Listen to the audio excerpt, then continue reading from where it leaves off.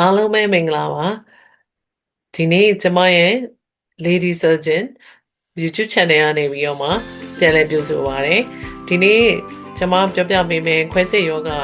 အကြောင်းတစ်ခုကတော့စအိုကွဲနာဆိုတဲ့ယောဂတစ်ခုဖြစ်ပါတယ်ဒီစအိုကွဲနာနဲ့ပတ်သက်ပြီးတော့မှမိတ်ဆွေတို့ကိုဘယ်လိုယောဂမျိုးလက္ခဏာမျိုးရှိတယ်ဘယ်လိုလူမျိုးတွေကခွဲစိတ်ကုသရမယ်ဆိုတဲ့အကြောင်းကိုပြောပြပေးတော့မှာဖြစ်ပါတယ်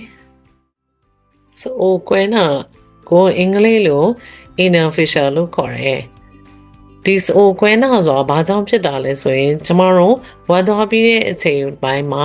စအိုကအရေပြားကိုဝမ်းနေရာတိုက်သွားတဲ့ခါကျရင်ကွဲသွားတယ်လို့ခံစားရတာကိုစအိုကွဲနာလို့ခေါ်တယ်ဒီစအိုဝကိုဆွဲပြတက်လိုက်ကိုခံစားလိုက်ရတဲ့အတွက်ကြောင့်မလို့သူကဘယ်လိုခံစားရလဲဆိုရင်အရမ်းနာပါတယ်နောက်ရန်နာရဲ့နောက်မှာသူတွေးထွက်နိုင်တယ်ဝင်သွားပြီးရင်နားတဲ့ခံစားမှုဟာမိနစ်ပိုင်းကနေနိုင်ပိုင်းလောက်အထိအချိန်ကြာနိုင်တယ်ဘိုးထိုင်ပေါ်မှာထိုင်လို့ရှိရင်စအိုဝနေရာနာတယ်ထိုင်ရတာအဆင်မပြေဖြစ်နိုင်တယ်တခါတည်းတွေးတွေပန်းထွက်နိုင်တယ်တခါတည်းမှာလည်းတွေးထွက်များနိုင်တယ်ဒီစအိုကွဲနာဘာကြောင့်ဖြစ်တာလဲဆိုရင်အဓိကဝမ်းချုပ်လို့ဖြစ်တာပါဒီလိုဝမ်းချုပ်တဲ့အတွက်ကြောင့်မလို့ဒီဝမ်းမမာတွေကစအိုကအရေပြားပပလေးကိုခွဲလိုက်တယ်လို့ခံစားရပြီးအဲ့ရဲ့အနောက်မှာသူကကွဲချောင်းလေးတွေပေါ်လာတယ်ဒီကွဲချောင်းကနေပြီးတော့မှကျမတို့ကတွေးထွက်တာကိုခံစားရပါမယ်တခါတလေကြောင့်လို့ရှိရင်တွေးထွက်များတတ်တယ်ဝမ်းသွားတိုင်းဒီစအိုဝါကပထမကွဲထားတဲ့နေရာကိုနောက်ဝန်းနေရာဆက်လက်ပြီးတော့မှပြန်လဲပုတ်ဆွဲသွားနေလို့ကနေပြီးဖြစ်တာကနေနာတယ်ဒီနာတာကဖြစ်လိုက်ပြောင်းလိုက်ဖြစ်တတ်တယ်တွေးထွက်နိုင်တယ်တခါတည်းမှာတွေးတွေအရန်ပန်းထွက်နိုင်တယ်ကျမတို့ရဲ့စအိုဝနေရာကိုတေချာဖွင့်ပြကြည့်လိုက်လို့ရှိရင်ဒီလိုအကွဲရတွေရှိနေပါမယ်ဒီအကွဲရကိုထိမိလို့ရှိရင်အရန်နာပါတယ်နာလို့ဝန်းသွားရမှာကိုကြောက်နေတတ်တယ်ဒီစအိုကွဲနာဘယ်သူတွေမှာဖြစ်တတ်လဲအသက်အရွယ်မရေးတော့ဖြစ်တတ်ပါတယ်ဒါပေမဲ့အထူးသဖြင့်တော့ကိုလေးချိန်များတဲ့အမျိုးသမီးနဲ့ကလေးငယ်တွေမှာပိုဖြစ်တတ်ပါတယ်နောက်ပုံမှန်မွေးလန်းဆောင်ကနေကလေးများမွေးထားတဲ့သူတွေမှာလည်းပိုဖြစ်တတ်ပါတယ်နောက်စအိုပေါက်ကို sex အတွက်အတုံးပြုတဲ့သူတွေ LGBT အုပ်စုတွေမှာလည်းဒီစအိုကွဲနာကဖြစ်တတ်ပါတယ်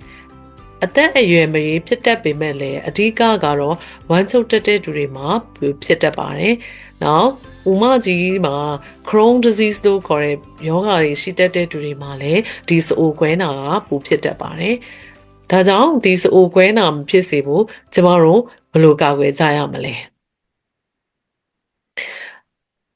ဝမ်းမချုပ်ပါစေနဲ့အမြဲတမ်းဝမ်းပြော့သွားပါစေတနေ့တစ်ခါဝမ်းသွားတတ်အောင်ကြည့်ပေးပါနောက်3-4ရက်မှတစ်ခါဝမ်းသွားတတ်တာမျိုးမဖြစ်ပါစေနဲ့ရေများတောက်ပါအသီးနှံဟင်းသီးရွက်တွေများစားပါလိုအပ်ရင်ဝမ်းပြော့စီသုံးပေးပါ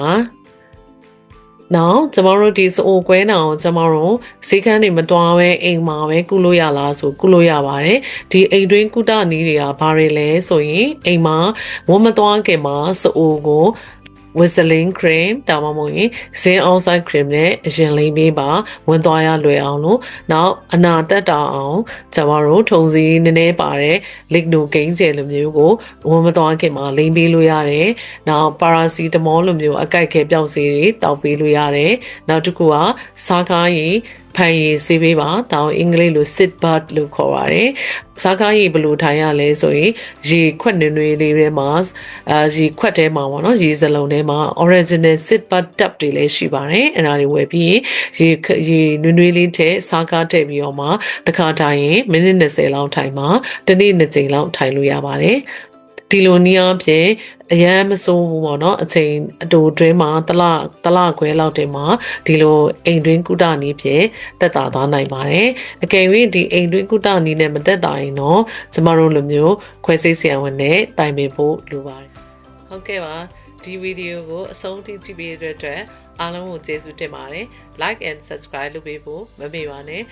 ကိုမင်းစင်တဲ့မိကုန်းတွေကိုလည်း comment မှာမေးထားပေးလို့ရပါတယ်အချိန်ရရင်တော့ပြန်လည်ဖြေကြားပေးထားမှာဖြစ်ပါတယ်